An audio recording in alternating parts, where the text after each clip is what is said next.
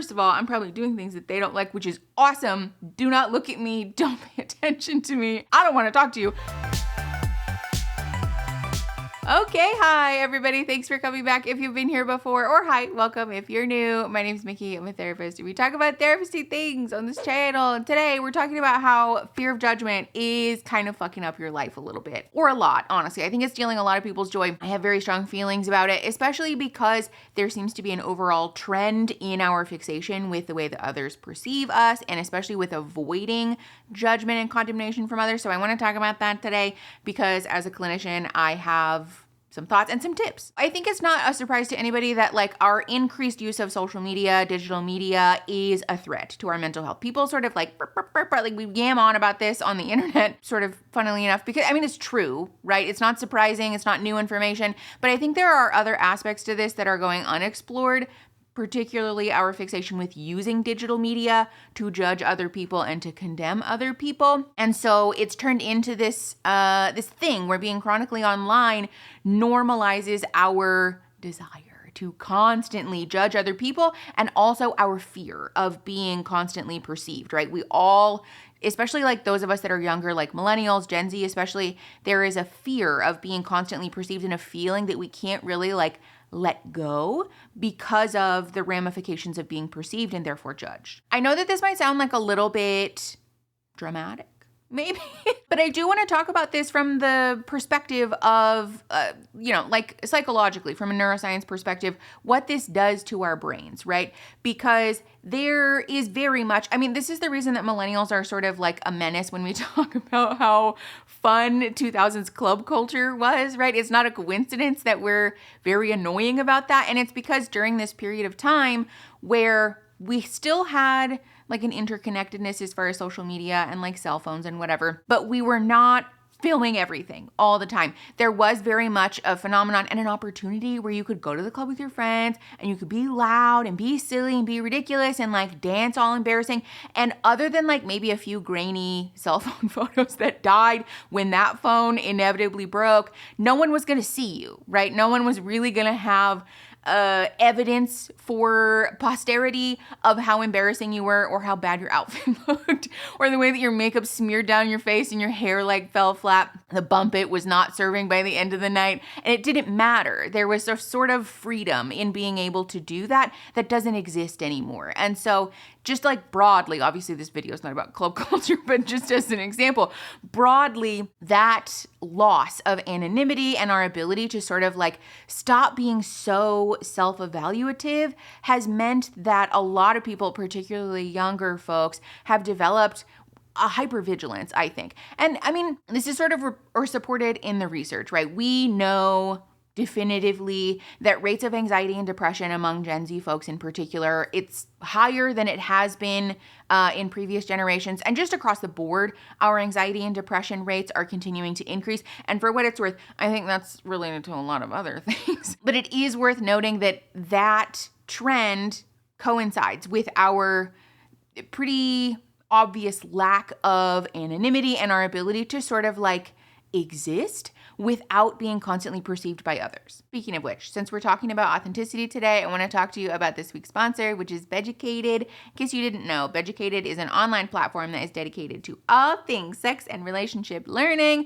The thing that I love about Beducated the most, though, is that they have over 100 courses, and they're led by industry experts, so the information is reliable and it's trustworthy and it's safe. For a vulva owner like myself, I did not get the fact-based education about my body and my pleasure that I was owed, I think. And so it's nice that Beducated is a resource where you can, in a judgment-free, shame-free environment, get answers to the questions that you are maybe too afraid to ask or that you just didn't know you needed to ask. Honestly, the information about our pleasure and our sexuality is something that we should really talk about more, because things like squirting, things like faking orgasms, things like your partner being responsible for your pleasure can all be big education gaps for vulva owners. And I think it's lovely that Beducated has courses that address all of these issues, and also just like a bunch of fun things. There's lots of courses on Beducated that are about fun and joy and pleasure and self-empowerment that don't necessarily have to be about a problem in your sex life, but can be about leveling up the sex life that you have currently. So if you are a vulva owner, go click the link in that description. You can get a Beducated annual pass for 50% off of the normal price if you use my code Mickey Atkins. So go click that link in the description, put in code Mickey Atkins,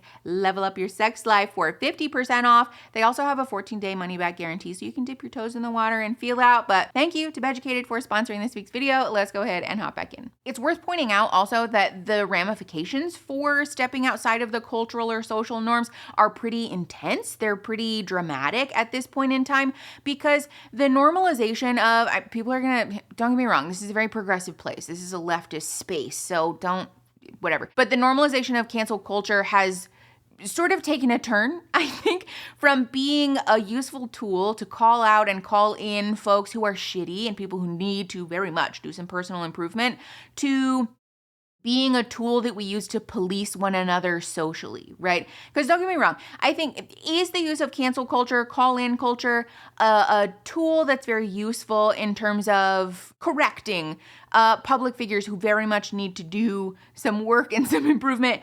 Absolutely yes. Is it a thing that we should be regularly, sort of ubiquitously using on normal people? No, not all the time, in my opinion, because there's a very carceral attitude. It's a very punitive attitude around that is sometimes being enforced about things that don't have anything to do with personal improvement or our moral compasses, but rather a way that we're pointing the finger at other folks in this sort of crabs in a bucket, self-defense type of thing, because we're all very aware of the way that we're being potentially judged, and especially the way that our actions are being perceived and also potentially filmed and uploaded. Even simple things like wearing an outfit that's weird, being too loud at the beach, being somebody who has an aesthetic or a hobby or an interest that's outside of the social norms can land you in a place where you become a meme, where you get filmed and uploaded onto TikTok and you go viral, where, the kids from your school film you and upload it to their Snapchat story. And that especially is worth discussing, because the way that this is affecting younger folks whose brains are not fully developed is a real problem, in my opinion. The thing that I want to point out about this is that for younger folks whose brains are not fully cooked yet, especially those that are in high school, where we're individuating to some degree, right? We're approaching the stage where we want to reach autonomy. We're getting ready to separate from our family of origin. We're doing some sussing out of what does my identity look like, right? What are my values and beliefs? What do I care about? What am I interested in? Who am I as a person? And what does that mean about the world around me and how I fit into it? For those folks who are still in high school, even community college, trade school, those environments are pretty insular. And so if somebody films and uploads you to their TikTok and everybody at school sees it, that's a very damaging event for a young person, because they haven't reached the stage in life where they're aware that the world outside of that institution exists yet. Obviously, in a general sense, they're aware of that, but emotionally, their brains and their nervous systems are not really able to contend with the way that life will continue to function if everybody at school thinks you're a fucking weirdo because you went to a D&D competition over the weekend and you thought that no one would notice, right? Those events are very, very damaging for a young person's ego, their sense of self-esteem, and their sense of belonging. So for those people in that stage of development to lack the ability to feel comfortable, to explore other things, and to branch out into different hobbies, to other social groups, even things that are very small, testing their interest in different niche types of music or media, or, things like hobbies, interests that are, not well supported by the sort of broader social norms, is a problem in terms of their identity development. Because the way that we become fully fleshed out adult human beings is by having the opportunity to sort of try stuff on. Our normalization of going through phases is kind of falling by the wayside because of our fear in stepping outside of the social norms. Again, because we're being perceived all the time, we're being recorded all the time, and our fear of being judged for that causes folks to be a lot more reticent of that natural developmentally appropriate exploration, which means that folks can potentially experience a loss in terms of their identity development, which is, again, a really big problem. Our brains are healthiest when we're able to find a sense of identity that we feel is really authentic and genuine to who we are, to what we like, that supports our overall happiness. But if we just put on the clean girl aesthetic because that's what's well liked and approved of, even though we don't really like it, we go through our early developmental stages feeling a sense of disconnection from our values and beliefs and our core identity. The thing I want to point out about this especially is that the way folks are heavily encouraged to do this, to sort of issue their own, identity development, is through the use of public humiliation and ostracism, right? We're telling folks like, you can't sit with us. You're a pariah. Go sit in the corner away from everybody else. You don't get to partake in community, in safety, in belonging, in approval, because we have decided that you're cringy, that you're embarrassing, that you did something that no one else understands or thinks is cool or cute, or your sense of humor is weird, or your shoes are not the coolest ones, or your music taste, your social media presence is embarrassing, it's cringy, it's bad. And so therefore you don't get to have a sense of belonging. You don't get to feel supported and safe in your immediate environment. And especially the way that this is enforced is by pushing what's been approved of as the dominant aesthetic or the dominant group. Usually, that's not surprising to anybody, but usually that's decided by the dominant socioeconomic ethnic group. So there's also a lot of baked in isms in there as well. The thing about this that is especially frustrating is that the way that we do this like very cop energy thing, is that we're often pointing the finger at other folks to avoid our own turn on the merry-go-round of shame and public humiliation. We use the finger pointing tactic as a way to temporarily get the fear of judgment off our backs. But the problem is that it just continues to go round and round in circles. And let me be clear, this is not a new phenomenon, to be fair, right? Especially folks who are in that identity development stage. Bullying is a thing that's existed since the beginning of time. I'm not alleging or insisting that like, I've discovered a new phenomenon, which is in fact just fucking bullying, right? We all are aware that that's existed forever. But the problem is that in a world that lacked the permanency of digital media and social media that never goes away, there is a sort of light at the end of the tunnel where, I'm eventually going to leave this fuck-ass high school and get to go somewhere with a broader population, with other people that have like a greater diversity of opinions and thoughts and interests. And so I get to escape. It's literally the plot of many great 90s and 2000s movies, is the sort of light at the end of the tunnel of like, woo, made it out of there. But with the permanency of digital media being what it is, the fear for a lot of folks is that if I become a meme now in my teenage years and my early adulthood, I might not ever be able to escape that. And that's a very daunting realization for folks who are too young to even really reckon with the existence of the world outside of their high school or their core friend group or their, small town or city or whatever. And that is what creates such a fervent and permanent feeling anxiety for a lot of folks, and can also culminate in long-term mental illness and problems with our sense of identity, but also in anxiety and a hypervigilance around our identity and around branching out outside of the sort of perceived norms. Just a reminder that 50% off of the Beducated annual pass is waiting for you in the description if you use my code Mickey Atkins. So go click on it. The real gag about this whole thing, though, is that if we interrogated our own behavior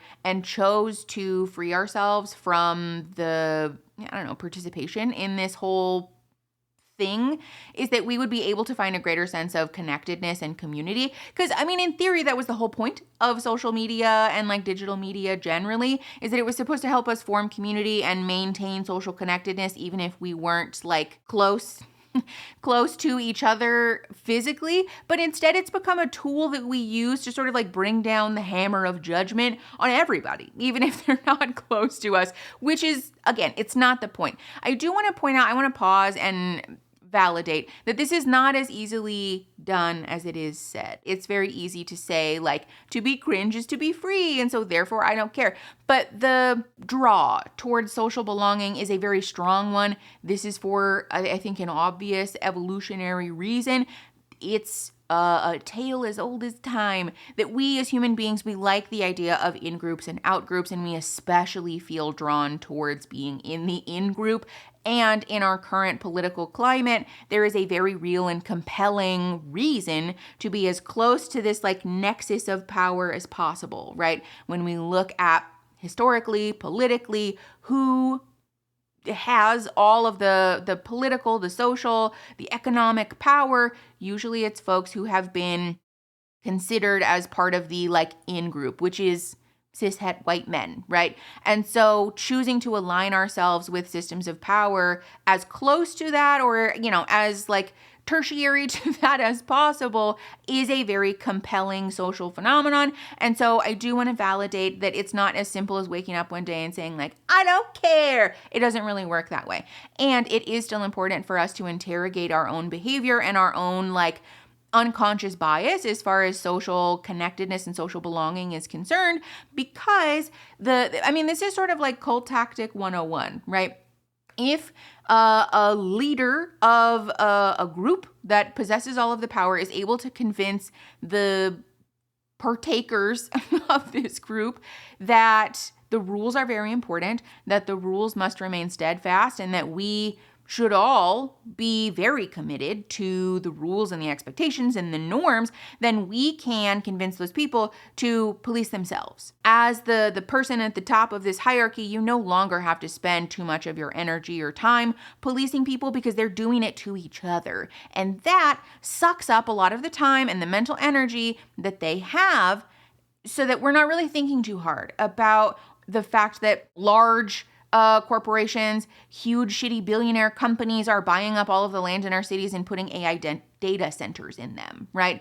That overnight our supposed representatives are passing legislation that strips people of their rights and then just like not addressing it or not talking about it. In robbing us of what little time we have left when we're not being worked to death, it creates a greater opportunity for those that are like in the center, the nexus of power, to do whatever they want.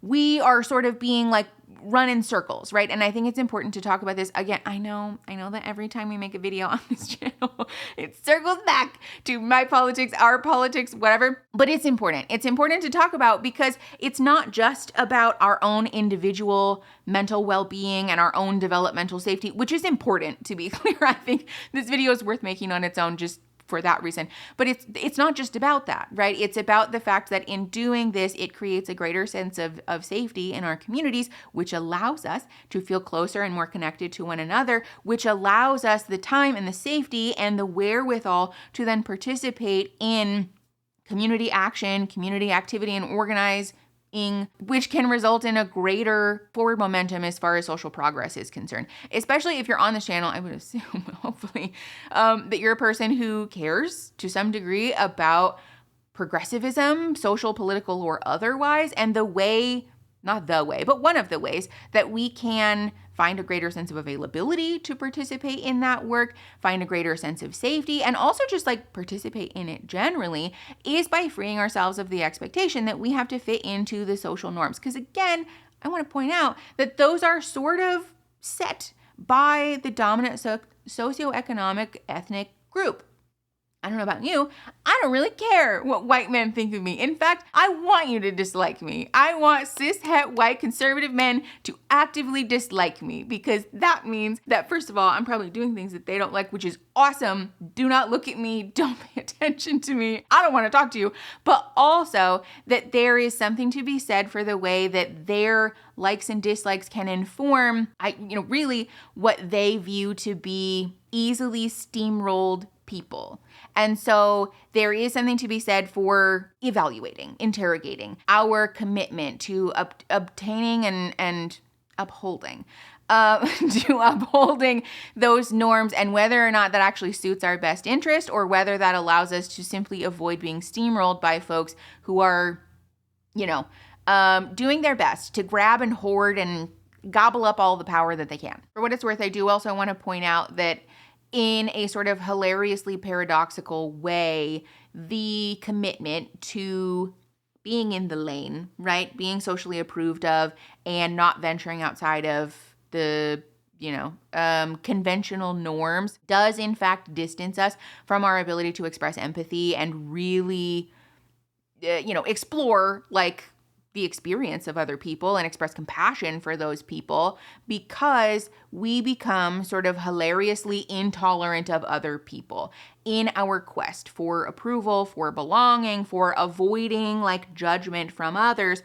We do in fact become people who can find it difficult to be accepting of other communities and of other cultures and of other people. And I know obviously like in a world where we're doing our best, hopefully if you're on this channel, we're doing our best to explore and interrogate our own isms and to unlearn those things and all of that. It's also important for us to be doing this in an active way when we talk about our own identity expression, right? Do you actually like the clean girl aesthetic, or do you just find that to be comfortable because it's what you see most often represented on social media by celebrities, by, public figures, and by the people around you? I know I'm talking about the clean girl aesthetic a lot. It's not just about that. We've talked about that on this channel. I'll put that up here. It's in my brain. That's all that I can think of. So this extends to other things. The question though is like, do I really actually like those things, or do I just find it a comfortable lane to be in because it allows me to avoid judgment? It allows me to avoid critique or criticism, and it allows me to sort of fly under the radar, right?